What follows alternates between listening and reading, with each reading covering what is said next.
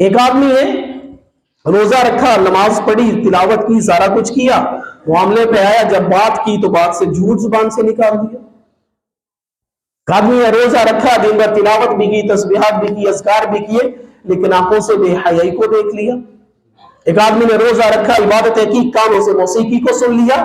تو یہ سارے کے سارے وہ کام ہیں جس کے بارے میں ایک بات غلط فہمی سے نکل جائے، اپنے آپ کو مغالطے سے نکال دے۔ اگر روزے کے ساتھ ساتھ نافرمانیاں بدستور چل رہی ہیں، وہی ساری کچھ روٹین ہے، وہی گھروں میں موسیقی ہے، وہی گانے، وہی ڈرامے، وہی فلمیں، وہی سارا کچھ انسان کی زندگی کا حصہ ہے، تو پھر میں نہیں کہہ رہا، یہ فتویٰ سرکار دو عالم صلی اللہ علیہ وسلم کی مبارک زبان اقدس سے ہے، من لم یدع قول الزور والعمل به فلیس للہ حاجۃ ان یدع طعامہ وشرابہ، کہ جس آدمی نے روزہ رکھ کر بھی جھوٹ سے اپنے آپ کو نہ بچایا، والعمل الزور، اور جھوٹی بات کہنے سے، جھوٹی گواہی دینے سے، جہالت کی باتوں سے اپنے آپ کو نہ بچایا، تو فلیس للہ حاجۃ ان یدع طعامہ وشرابہ، پھر اللہ کو کوئی دلچسپی نہیں ہے اس آدمی سے کہ اس نے سارا دن بھوک اور پیاس میں گزار کر بڑی محنت اور مشقت بھی کی، اگر روزے کے ساتھ یہ گناہ میری اور آپ کے زندگی کے ساتھ ساتھ چل رہے ہیں، تو پھر میں نے عرض کیا کہ اپنے آپ کو دھوکے سے نکال دیں، اپنے آپ کو اس مغالطے سے نکال دیں، پھر یہ روزہ نہ اثرات مرتب کرے گا، پھر نہ یہ عبادات انسان کے حقیقی نور کی کیفیت میں انسان کے وجود پر واضح ہوگی۔ اور ایک دوسری روایت میں صحیح مسلم کی آپ صلی اللہ علیہ وسلم نے فرمایا، کم من صائم لیس لہ من صیامہ الا الظمأ، کم من قائم لیس لہ من قیامہ الا السہر،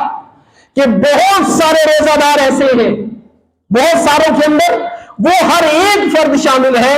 جس نے روزہ رکھ کر نافرمانی اور گناہوں سے اپنے آپ کو نہ بچایا۔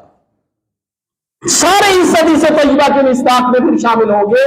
کہ آپ صلی اللہ علیہ وسلم نے فرمایا بہت سارے روزہ دار ایسے ہیں جن کو سوائے پیاسا رہنے کے اور کچھ بھی حاصل نہیں ہوتا۔ کم من قائم لیس لہ من قیامہ الا السحر، اور بہت سے شب بیداریاں کرنے والے ایسے ہیں جن کو سوائے رات کے بیدار رہنے کے اور کوئی چیز حاصل نہیں ہوتی۔ اس لیے ہمیشہ کسی چیز کے مقصد اور بنیاد پر انسان کی جب نظر ہوگی تو پھر زندگی گزارنے کا مقصد اور ہوگا۔ میں مقصد کو بھی ذرا واضح کر دوں کہ مقصد کی فکر کیا ہوتی ہے۔ آپ حضرات بڑے مبارک سفر کے لیے جا رہے ہیں، سمجھے حج عمرے کے لیے جا رہے ہیں، اللہ تعالیٰ سب کو اپنے گھر کی، اپنے نبی کے در کی بعد حاضری نصیب فرمائے۔ اب یہ سمجھے آپ کا جہاز سامنے لگا ہوا ہے، اناؤنسمنٹ بار بار ہو رہی ہے کہ اتنے بجے جہاز فلائی کر جائے گا، کسی کا انتظار نہیں ہے، اور میں نے آپ کو دھکا دے دیا، میں نے آپ کو مکہ مار دیا، میں نے آپ کو تھپڑ مار دیا، تو کیا کریں گے؟ مجھ سے بدلہ لیں گے یا بھاگیں گے بیگ اٹھا کر اور مبارک سفر کے لیے چلے جائیں گے؟ تو آپ کے پیش نظر عقل مند آدمی کے، سمجھدار آدمی کے یہ ہوگا آ کر نبڑ لوں گا، یہ مبارک سفر کے لیے جا رہا ہوں، یہ نکل گیا تو یہ ہاتھ نہیں آئے گا۔ یہ ہے مقصد کی فکر کہ انسان اس وقت اپنے اوپر ہونے والی بات کو بھی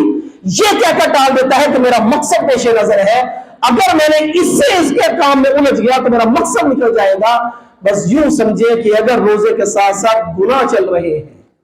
روزے کے ساتھ ساتھ یہ نافرمانیاں ہو رہی ہیں، تو پھر ہم اپنے مقصد کی طرف نہیں جا رہے، بلکہ ہم راستے میں الجھ گئے ہیں، بلکہ ہم راستے میں اٹک گئے ہیں۔ رسول اللہ صلی اللہ علیہ وسلم کی مبارک زندگی اور آپ صلی اللہ علیہ وسلم کی مبارک تعلیمات اس بات کا پیغام دیتی ہیں کہ یہ تقوی والی کیفیت ہر ایک انسان کے اندر پیدا ہونی چاہیے۔ رسول اللہ صلی اللہ علیہ وسلم نے ارشاد فرمایا کہ جو آدمی تقوی کو اختیار کرتا ہے، تقوی کا تعلق دل سے ہے، انسان کے دل کے اندر گناہوں کی نفرت آئے تو رمضان المبارک کی ان بابرکت گھڑیوں کو، ان مبارک لمحات کو، ان سارے کے سارے سحر اور افطار کی بابرکت گھڑیوں کو قیمتی بنانے کے لیے، اپنے مقصد کی طرف لانے کے لیے میں آپ کو 3 گھنٹے کی روٹین بتاتا ہوں۔ جس نے ان 3 گھنٹوں کو بچا لیا،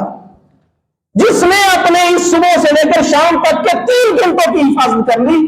چھوڑ دے خبریں سننا، کوئی حاصل نہیں ہے سوائے بے پردہ عورت کو دیکھنے کے۔ باخبر رہ کر کون سا ہمارا بلڈ پریشر صحیح ہے؟ رہتے پریشانیاں بڑھتی ہیں۔ اس ماہ مقدس کے اندر چھوڑ دے ہر وہ کام، اس وقت تک حدیث طیبہ کا مفہوم ہے کسی کو عبادت کی لذت نصیب نہیں ہو سکتی جب تک یہ اپنی آنکھ کو حرام سے ہٹا نہ دے۔ یہ سارے شیطان کے بہانے چیلے ہیں سارے، جو دنیا کے اندر اللہ تعالیٰ قرآن کریم میں فرماتے ہیں کہ اس کا پورا لشکر ہے جو تمہیں وہاں سے اٹیک کرتا ہے جہاں پر تمہیں سمجھ بھی نہیں آتی کہ ہونے کیا تھا۔